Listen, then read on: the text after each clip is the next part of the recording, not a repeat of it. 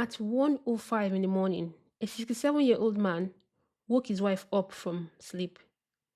He didn't feel right. He told her he had a compressing sensation in his chest. But there was something else. He said he had an overwhelming feeling that something was seriously wrong, almost a sense of impending doom. He managed to go downstairs. A few minutes later, his wife found him slumped in a chair, unresponsive.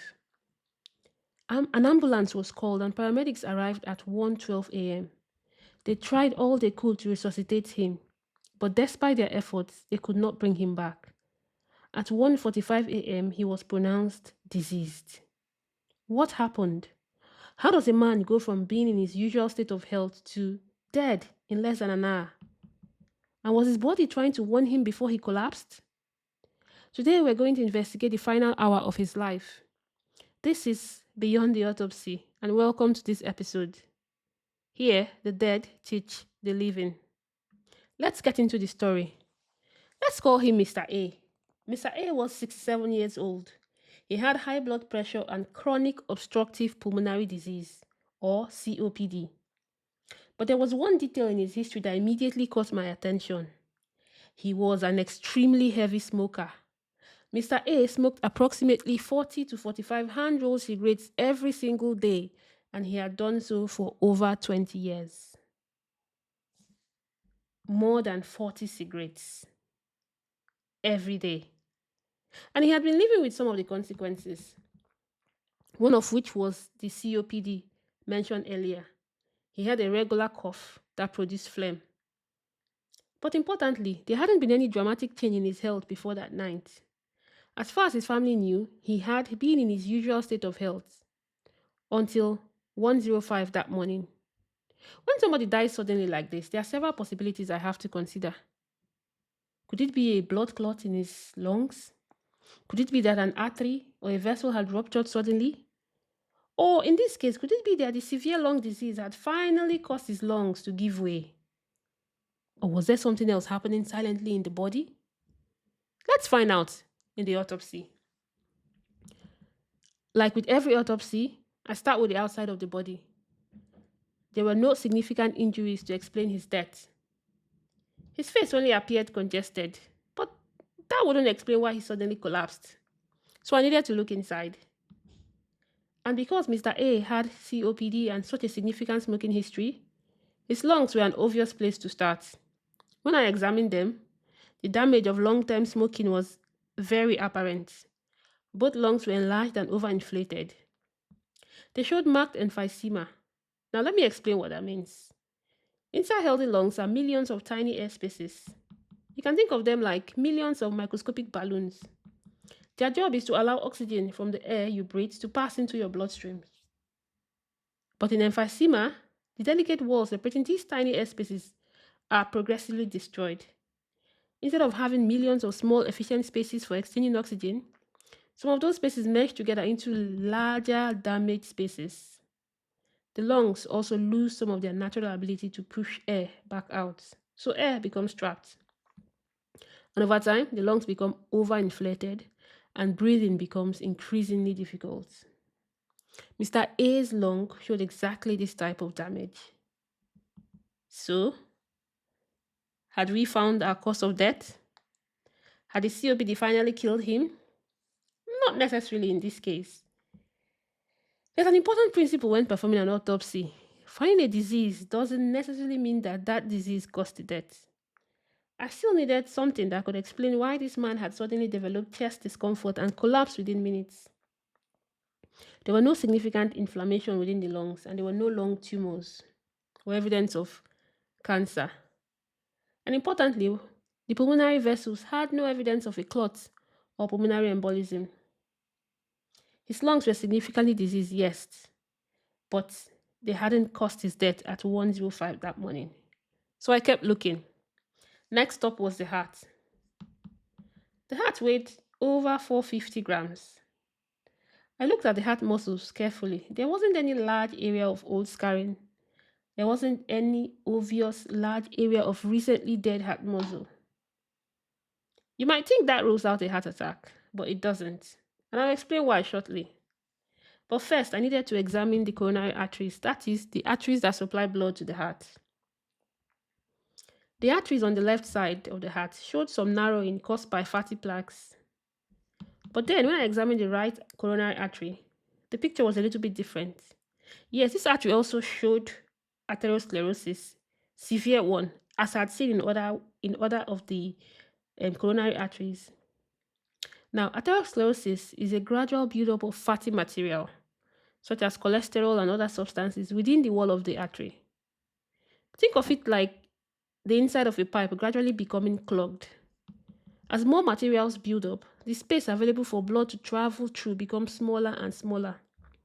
In Mr. A's case, most of his arteries already had this narrowing, but in the right coronary artery, it had narrowed by as much as 80%. But even that wasn't the most important finding, because inside the middle of this already severely narrowed artery, I found something else. It was a thrombus. In simple terms, a blood clot. And this clot was blocking the artery, making the occlusion 100%. Now, this was the finding that I had been looking for. This is the cause of death. Suddenly, the final minutes of Mr. A's life began to make sense. The important thing to understand is that the disease inside Mr. A's artery didn't suddenly appear that night. It had probably been developing silently for many years.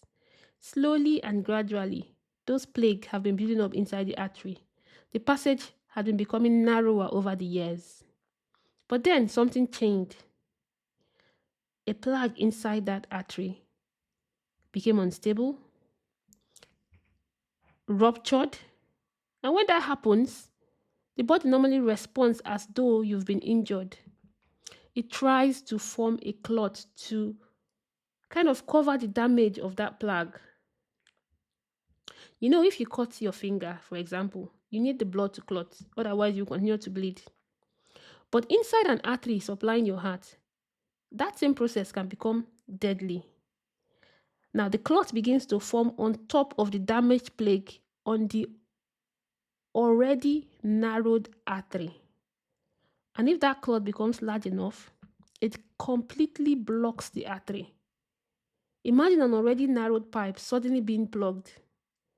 Blood can no longer get through, and that's what happened to Mr. A.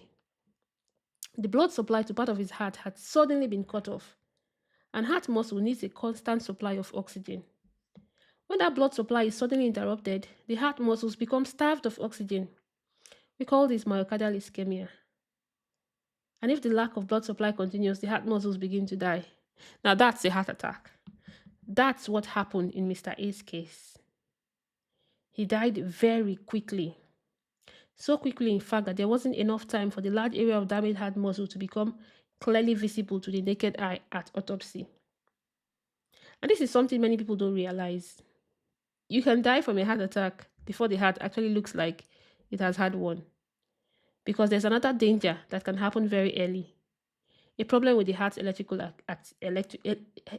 heart's electrical activity. Why did he collapse so quickly? His heart simply couldn't continue pumping blood. The heart is an electrically controlled pump. Every heartbeat depends on electrical signals traveling through the heart in a very organized way. Those signals tell the heart when to squeeze and when to relax. But when part of the heart suddenly loses its oxygen supply, that electrical system can become unstable. A dangerous abnormal heart rhythm can occur, and that can lead to sudden death. Because when the heart stops pumping effectively, blood stops reaching the brain, and within seconds, the person can lose consciousness. Now let's understand Mr. A's final minutes. When he felt unwell, he had a compressing sensation in his heart. He felt something was seriously wrong, and minutes later, he was unresponsive. At autopsy, we could see the physical explanation: a severely narrowed coronary artery and a blood clot completely blocking the flow of blood.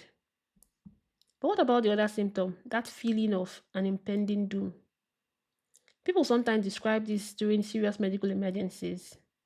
They may not be really able to explain what they are feeling, They just simply say, I don't feel right, something is wrong. Or even, I feel like something terrible is about to happen. We need to be careful here. A sense of impending doom doesn't always automatically mean that someone is having a heart attack. It can happen with anxiety and panic attacks too, and can occur with several different medical conditions. But the context matters. If somebody suddenly develops new pressure, squeezing, heaviness, or tightness in their chest, and at the same time feel profoundly unwell, that combination should not simply be ignored. And in Mr. A's case, we now know that while he was experiencing those symptoms, something catastrophic was happening inside one of the arteries supplying his heart. What about the smoking? There was another major clue in that autopsy, that smoking history. When we talk about smoking, most people immediately think about the lungs. Yes, lung cancer, yes. COPD, yes. And we could see this in Mr. A's case. But smoking doesn't only damage your lungs, it also damages blood vessels. It contributes to the buildup of fatty plaques inside the arteries. It increases the risk of heart attacks, and it makes the blood more likely to form dangerous clots.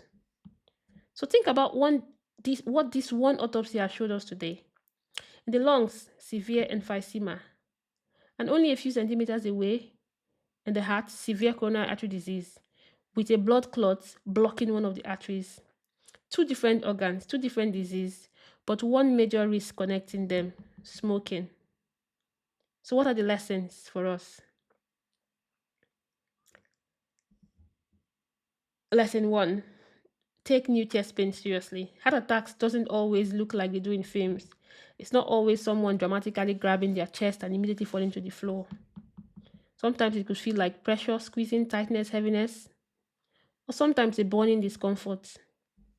That discomfort can spread into the arm, shoulder, neck, jaw, back, or upper abdomen. Some people become sweaty, some feel sick, some become breathless, some feel dizzy, and some simply know that something isn't right. So if you develop any of these symptoms, please seek emergency help. Do not simply sit at home waiting to see whether it goes away. Lesson 2: heart attack can kill very quickly. Mr. A's heart didn't contain a huge obvious area of dead muscle, but that doesn't always mean that the heart is okay. Blood supply can be suddenly blocked. It can interfere with the electrical system of the heart before obvious physical changes have time to develop. In other words, you can die from a heart attack before the heart actually looks like it has been having one. Lesson 3: smoking doesn't only damage your lungs, it has an effect too on the blood vessels. Mr. A's warning didn't come weeks before his death. It didn't even come days before. It came a few minutes before his death. He had pressure in his chest. He had an overwhelming feeling that something was seriously wrong. And minutes later, he was unresponsive. And when I examined the body after death, the answer was inside one of the arteries supplying the heart. Severe narrowing from arteriosclerosis. And on top of it, a blood clot completely blocking the flow. A disease that had been developing silently for years had suddenly become deadly. And that's why we always learn from episodes of Beyond the Autopsy. We cannot change the outcome for the person on the autopsy table, but perhaps we can learn from them and can change the outcome for someone who is still living. This is Beyond the Autopsy, where the dead teach the living. Thank you for joining us on this episode.